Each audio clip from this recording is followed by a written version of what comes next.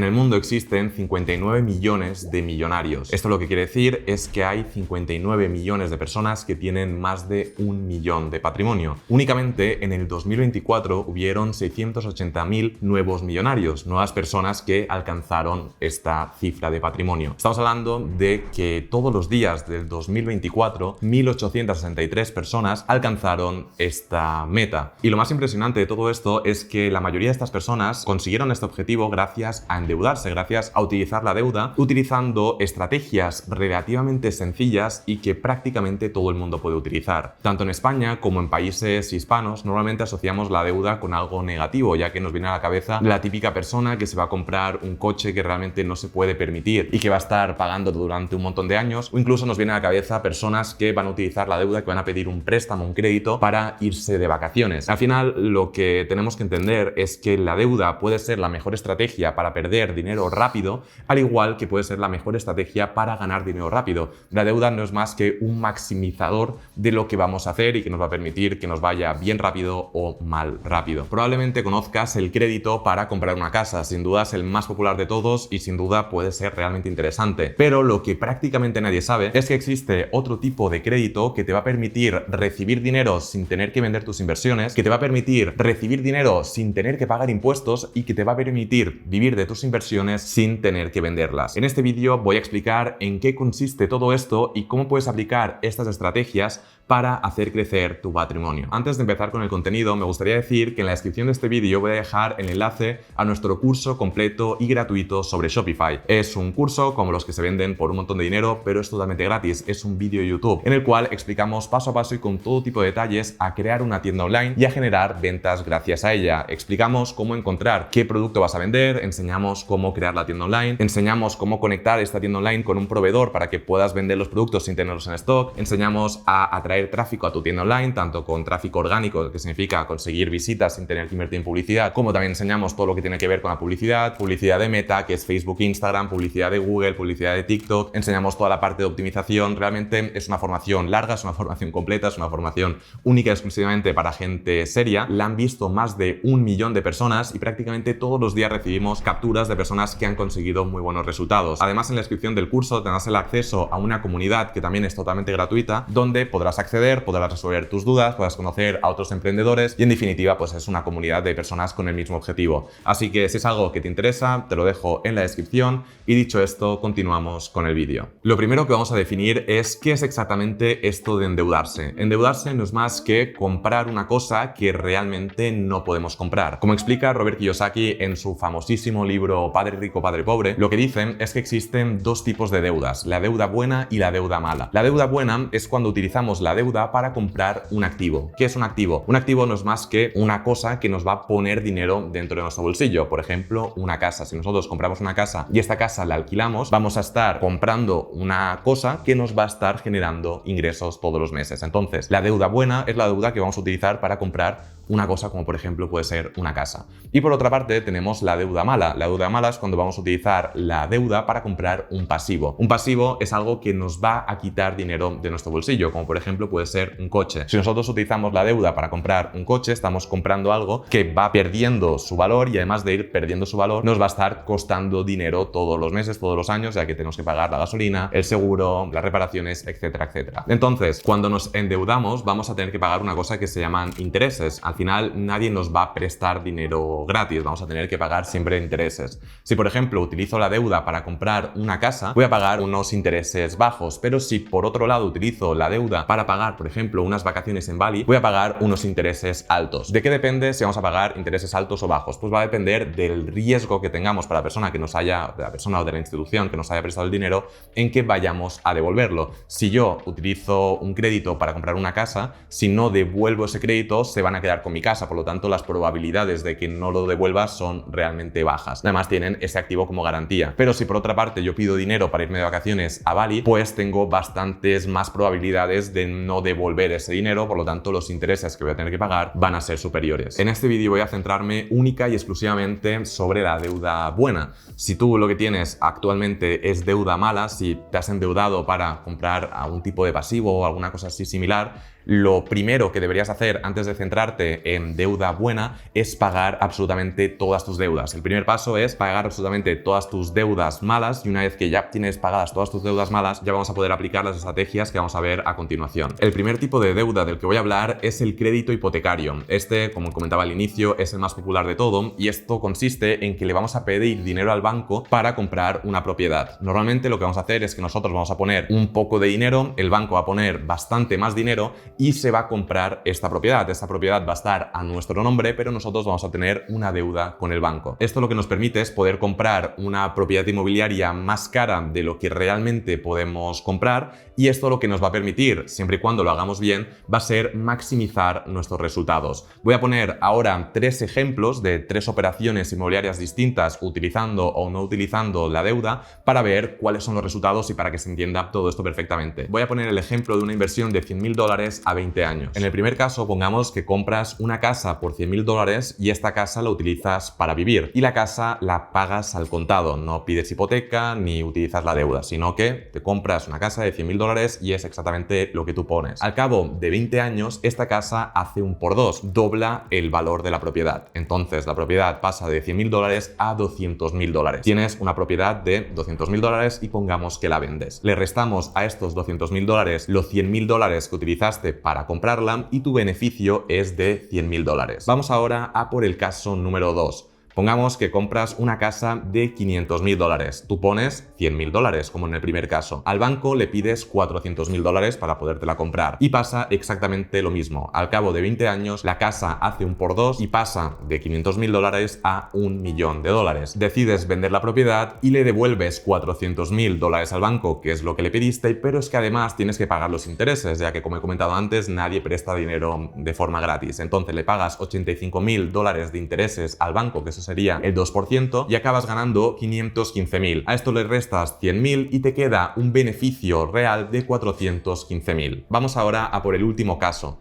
Pongamos que haces una inversión exactamente igual. Compras una casa de $500.000, tú pones 100.000, el banco pone 400.000, pero en este caso, en vez de vivir en esta propiedad, lo que vas a hacer es que la vas a alquilar. Alquilas esta casa por $2.000 al mes, hace un por 2 exactamente lo mismo, entonces la casa pasa de 500.000 a 1.000.000, has ganado 480.000 gracias a haber alquilado esta propiedad durante 20 años, le devuelves 400.000 al banco, pagas lo mismo 85.000 de intereses y acabas ganando 995.000 dólares, le restamos los 100.000 de la inversión inicial y te quedas con un beneficio de 895.000 dólares. Me gustaría dejar claro que esto es única y exclusivamente un ejemplo hiper simplificado. No hemos tenido en cuenta tanto los impuestos, el IBI, lo que cuesta el notario, todo tipo de gastos que hay por el camino. En el caso número 3 estamos teniendo en cuenta que utilizamos esta propiedad para alquilarla, por lo tanto deberíamos también tener en cuenta que nosotros tendremos que vivir en algún sitio y eso también es un gasto. Hay un montón de variables que no se han tenido en cuenta, pero el objetivo de todo esto es simplificarlo para que se entienda que si utilizamos la deuda vamos a poder apalancarlos y por lo tanto vamos a poder tener mejores resultados que si no utilizamos la deuda, pero insisto, esto está hiper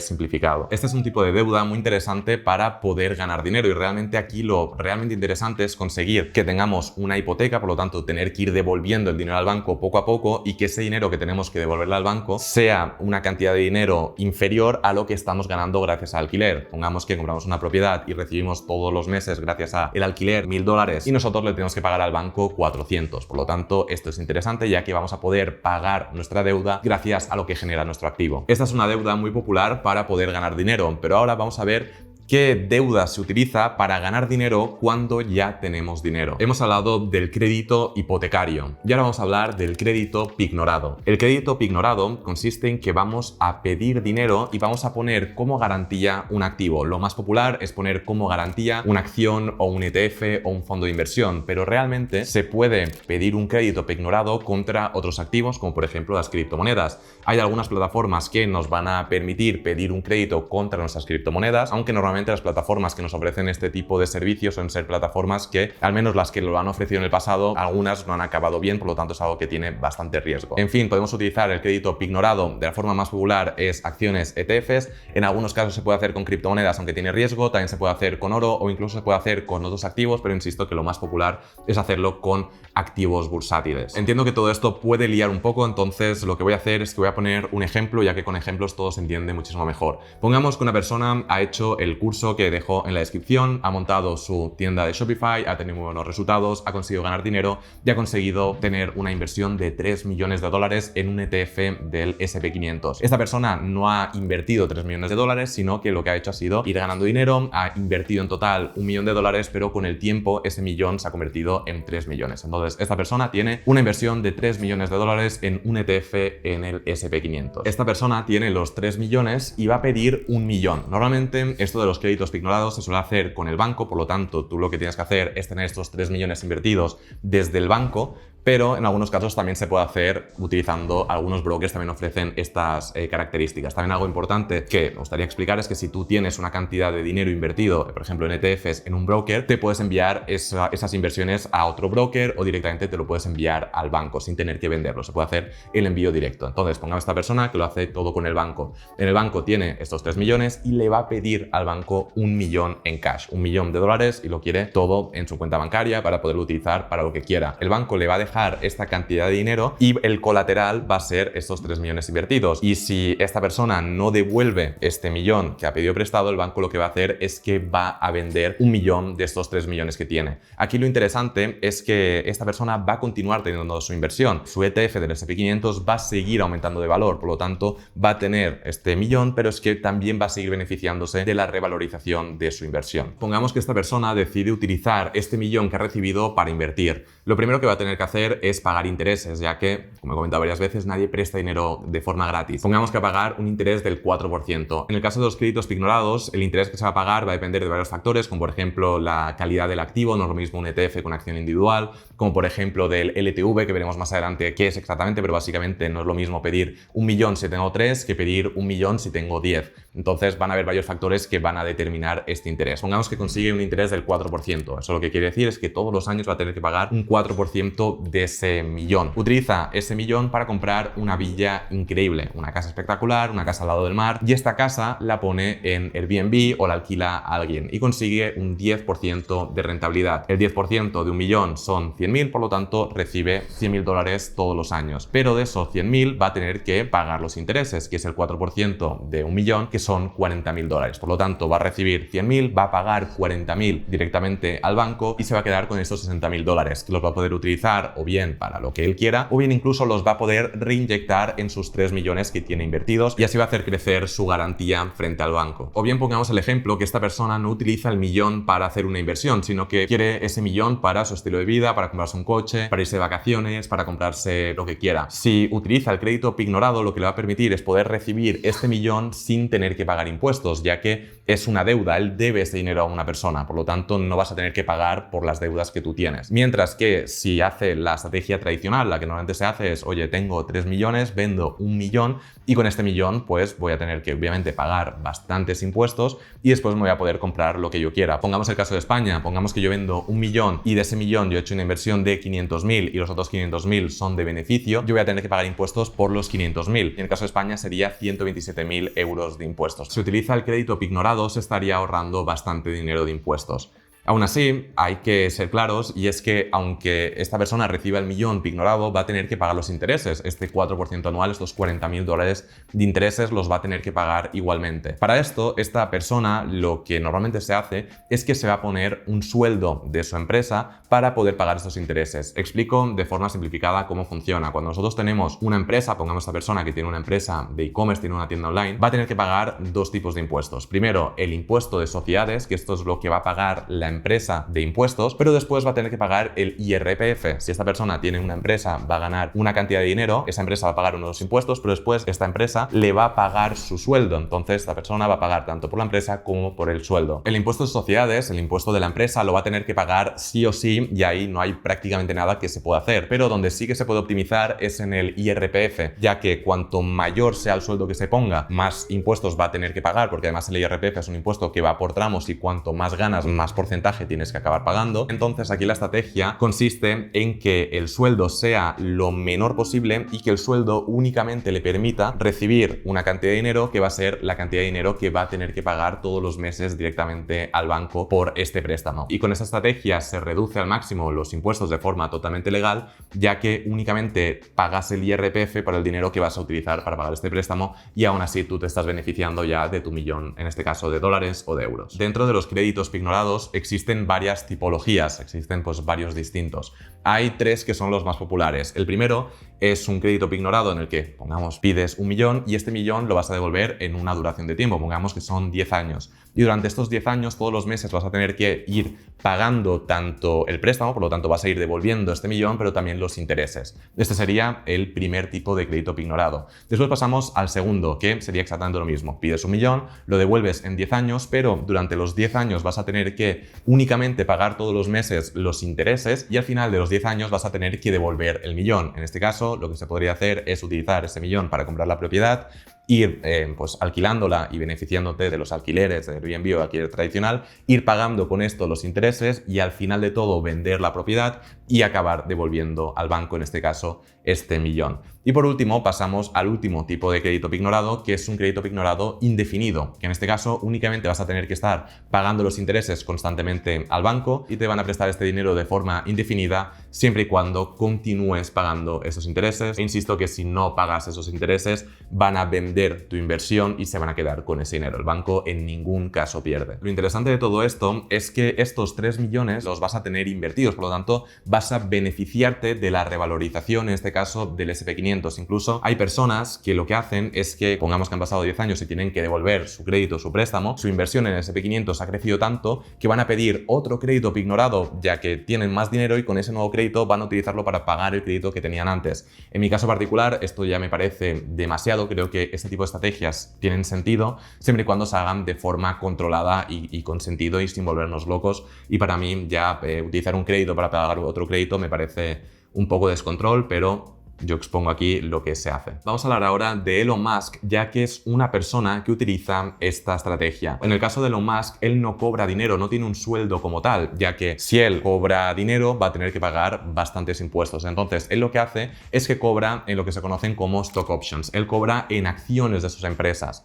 Entonces, una vez que recibe estas acciones, no tiene que pagar impuestos porque no las vende y lo que hace es que va a pignorar estas acciones. Por lo tanto, va a recibir muchísimo dinero y no va a tener que pagar impuestos, ya que lo que tiene realmente es una deuda. Debe ese dinero, pero tiene el dinero y se puede beneficiar de ello. Esto realmente no es una estrategia secreta que nadie sabe, nada más lejos de la realidad. Es una estrategia que utilizan un montón de millonarios para optimizar así su fiscalidad. Cuando pignoramos un activo, vamos a tener ese activo como garantía y aquí es donde entran los margin calls. Y es que todo esto de los créditos pignorados suena muy bonito, pero no es oro todo lo que reluce. Y es que si nosotros tenemos una inversión de 3 millones, pedimos 1 millón y esta inversión empieza a caer, el banco lo que nos va a decir es: tienes que o bien devolverme este millón, o bien tienes que invertir más dinero aquí para tener más dinero en tu inversión, o bien van a vender tu inversión para así quedarse con el dinero que te han prestado. Voy a poner un ejemplo de cómo funciona el margin call para entenderlo perfectamente, ya que con ejemplos todo se entiende muchísimo mejor. Tenemos 3 millones invertidos en un ETF del S&P500 y pedimos 1 millón. Entonces, nuestro ratio de préstamo, lo que se llama el LTV, es del 33%. ¿Por qué? Porque 1 de 3 es el 33%. El LTV máximo, el ratio de préstamo máximo, va a depender del activo. No nos van a prestar la misma cantidad en función del activo. Si nosotros, por ejemplo, invertimos en el S&P500, en el MSCI World, en activos de este estilo, el LTV normalmente va a ser del 70%. Mientras que si invertimos en acciones de máximo nivel, como puede ser Apple, como puede ser Microsoft, el LTV va a ser de alrededor de un 65%. Pero si nuestro activo es más volátil, como por ejemplo, pues pueden ser acciones más pequeñas o incluso criptomonedas, el LTV va a ser del 30 al 50%. Y por otra parte tenemos el LTV más alto que lo vamos a obtener si invertimos en cosas como por ejemplo bonos de Estados Unidos, que hablamos de un 80 a un 90%. El LTV no es más que el porcentaje de nuestro activo que nos van a prestar, y cuanto más riesgo tenga un activo, menos porcentaje nos van a prestar. y cuanto menos riesgo tenga el activo, más porcentaje nos van a prestar. Pongamos que de tu inversión de 3 millones en el S&P 500 hay una caída del 50% y que tus 3 millones pasan a ser 1,5 millones. Entonces tu LTV pasaría a ser del 66,6%. Ya estarías bastante cerca del 70% que hemos visto antes. Por lo tanto, en ese momento el banco sí que te puede pedir o bien que devuelvas una parte del préstamo o bien que pongas más dinero en tu inversión del S&P 500 para que así el LTV pues vaya bajando. Y básicamente lo que hay que entender es que el banco en ningún momento va a perder. Si el LTV llegaría al 70% o incluso superaría, lo que harían sería vender tu inversión en S&P 500 para así poder recuperar su dinero. Personalmente no soy muy fan de la deuda. Prácticamente todas las inversiones que tengo las hago al contado. Utilizo la deuda de forma muy puntual y de forma muy controlada. Aún así entiendo que la deuda bien utilizada tiene todo el sentido del mundo, pero lo tenemos que hacer con cabeza, ya que si las cosas van bien, todo es perfecto y ganamos mucho dinero, pero es que si las cosas van mal, vamos también a perder muchísimo dinero por el camino y es algo que tiene realmente riesgo si no lo hacemos bien.